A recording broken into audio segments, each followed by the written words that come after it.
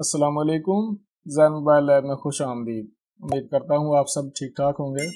मैं अपने तौर पर UMT डोंगल स्टार्ट करने वाला था, लेकिन CM2 डोंगल की बहुत ज़्यादा रिक्वेस्ट आई है, तो मैं CM2 डोंगल से स्टार्ट करने वाला हूँ। पहले इन्फिनिटी बेस्ट डोंगल थी, तो उसके बाद CM2 डोंगल आई।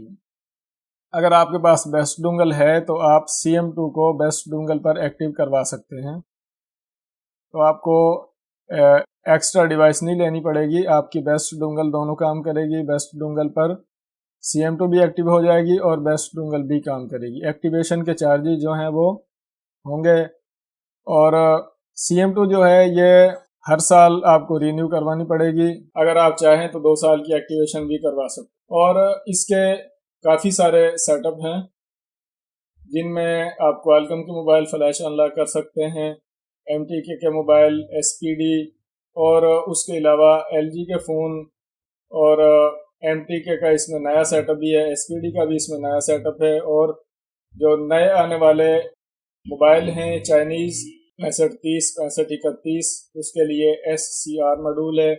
और जो कूलसेंट के RDA वाले मोबाइल हैं वो भी आप फ्लैश कर सकते हैं, अनलॉक कर सकते हैं। और जो बड़े मोबाइल होते हैं जिनको टैबलेट PC कहते हैं, तो वो भी इसमें रॉक चिप की ऑप्शन भी है, तो वो भी आप फ्लैश कर सकते हैं, अनलॉक कर सकते हैं।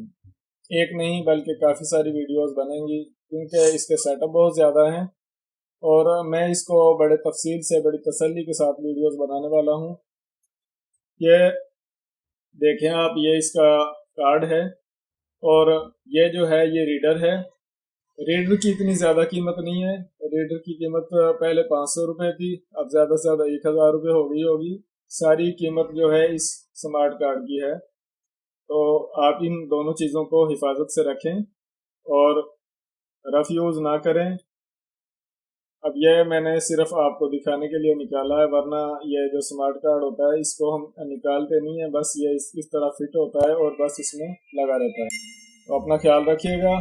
अल्लाह हाफ़िज़।